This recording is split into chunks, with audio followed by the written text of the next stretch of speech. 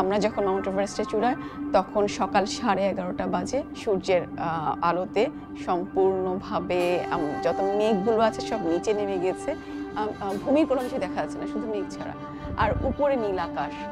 তো এই যে মানে মেঘের উপর দাঁড়িয়ে ছোট্ট আমি, এই ছোট্ট আমি নিয়ে আমাদের মানুষের কত আমরা এটা নিয়ে বিভেদ করি যে হ্যাঁ আমি এটা, আমি সেটা, বা এই যে সারা পৃথিবী জুড়ে যুদ্ধ হানাহানি, আমার কাছে মনে হয়েছিল ওই মুহূর্তে খুবই অপ্রয়োজনীয় কাজগুলো, খুবই অপ্রয়োজনীয়।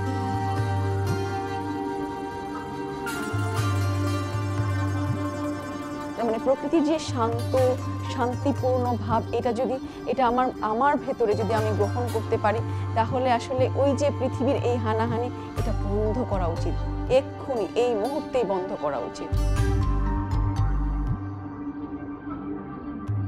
মানুষ যখন পাহাড়ের কাছে যায়, প্রকৃতির সাথে তার যে সম্পর্ক তৈরি হয়, তার যে সংযোগ তৈরি হয়, সেটা তাকে আরেকটু ভালো মানুষ হিসেবে তৈরি হতে সাহায্য করে।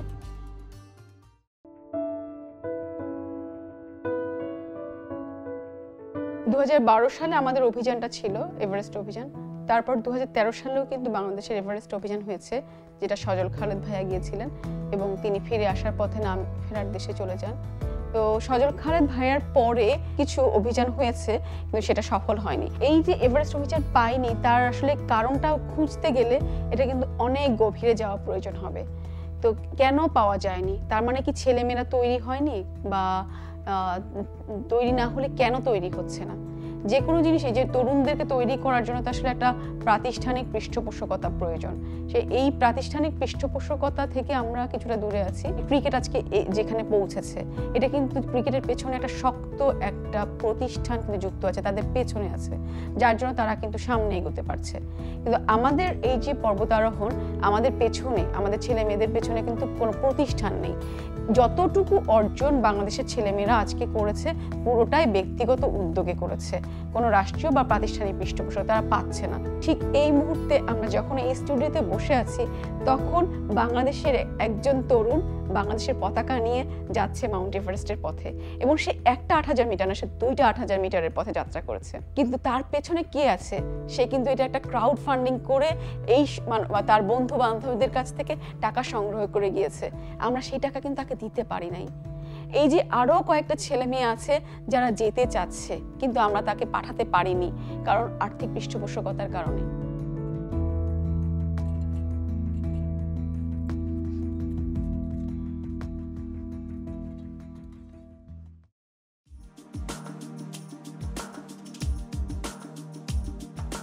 তরুণরা আসলে পয়সা পাবে কোত্থেকে?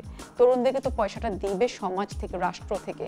আর রাষ্ট্রের আসলে এই কাজগুলো তারা কেন আসলে, আমাকে প্রশ্ন করে, কেনই দিবে, কেন টাকা পয়সা খরচ করবে পর্বত আরোহণে? তরুণদের যে ভেতরে যে জিলটা আছে, সেই জিলটাকে নিয়ে আমরা ভেবেছি, সেই জিলটাকে সে যদি এক্সপোজ করতে না পারে, ভালো জায়গায় এক্সপোজ করতে না পারে, তাহলে সেগুলো করবেই, কারণ তার মধ্যে তো একটা কিছু করার আকাঙ্ক্ষা আছে। তো তারা যেন মাদকাসক্ত না হয়, তারা যেন জঙ্গিবাদের মধ্যে না যায়, তারা যেন ইফটিজিং না করে, তারা যেন স্মার্টফোনে আসক্ত না হয়, তার জন্য রাষ্ট্র এখানে বিনিয়োগ করবে। আর এই বিনিয়োগের মাধ্যমে কিন্তু রাষ্ট্র কি বেনিফিট পাবে? যে তরুণ প্রজন্মকে যেই আমরা বলছি যে সমাজ, যে সুন্দর একটি রাষ্ট্র দিতে চাই, সমাজ দিতে চাই, সেটা দেওয়া সম্ভব। পর্বতারোহণের উৎসাহ কম ব্যাপারটা কিন্তু তা না, উৎসাহ প্রচণ্ডভাবে আছে। যেহেতু আমি এটার সাথে আছি, আমার কাছে কিন্তু প্রতিনিয়ত অনেক ছেলে মেয়ে যোগাযোগ করে যে আমরাও যেতে চাই, আমিও যেতে চাই, তাহলে আমি কিভাবে যাব? উৎসাহ আছে, আগ্রহ আছে, শুধু প্রয়োজন হচ্ছে সামর্থ্য। সামর্থ্যটা হচ্ছে তাদের সামর্থ্য না, আমাদের সামর্থ্য, আমরা যারা বড়রা আছি তাদেরকে পাঠানোর জন্য। তো তার জন্য আসলে আমাদের কাজ করা প্রয়োজন, প্রাতিষ্ঠানিকীকরণের মাধ্যমে পৃষ্ঠপোষকতা দেওয়া।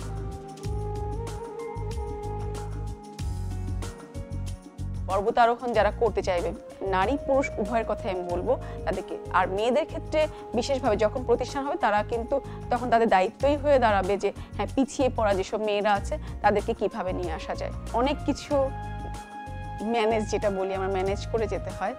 তো মেয়েদের জন্য এই কাজটা একটু বেশি কঠিন হয়ে যায়।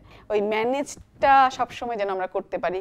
আমরা যেন ট্রেক উইথ নিশাতে একটা কার্যক্রম শুরু করেছি শুধুমাত্র মেয়েদের জন্য, মেয়েরা যেন পর্বত আরোহণে সাথে পাহাড়ের সাথে যুক্ত হতে পারে। তোমার যদি পাহাড়ে চড়ার আগ্রহ থাকে তোমরা আমাদের কাছে এসো, তখন আমরা তাদের কাছ থেকে তাদেরকে একটা পাহাড়ের একটা অভিযাত্রার মাধ্যমে তাদেরকে বিভিন্ন যাচাই বাছাইয়ের মধ্য দিয়ে তাদেরকে এক হিমালয়ে নিয়ে যাওয়ার চেষ্টা করছি। তো এটা একটা খুব ক্ষুদ্র একটা ব্যক্তিগত উদ্যোগ, কিন্তু এরকম উদ্যোগ আমাদের আরও প্রয়োজন, রাষ্ট্রীয় পর্যায়ে প্রয়োজন।